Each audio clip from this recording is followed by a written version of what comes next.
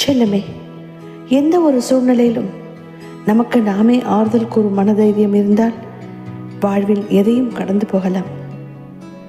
எதையும் ஏற்றுக்கொள்ளும் வரைதான் வலியும் வேதனையும்.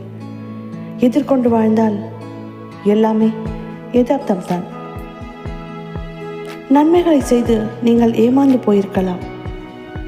ஆனால் தர்மத்தின் பலன் தாமதமானாலும் சரியான நேரத்தில் அது உன்னையும் உன் தலைமுறையையும் இம்மையிலும் மறுமையிலும் காக்க வல்ல சக்தி உடையது. வாழ்க்கை நமக்கு எவ்வளவு வலிகளை தந்தாலும் அதே அளவுக்கு சந்தர்ப்பங்களையும் தந்தே தீரும். அன்பு என்பது ஒரு வழிப்பாதையாக மட்டுமே இல்லாமல் இருவழி பாதையாக இருக்க வேண்டும். கொடுத்தலும் வாங்கலும் சரிசமமாக இருந்தால் என்றும் அன்பு குறைவதில்லை. நீ அறிந்ததை கொண்டு வழிபடு. கடவுளை உனது உள்ளத்திலிருந்து வழிபடு. வழிபாட்டிற்கு எந்த விதிமுறையும் இல்லை.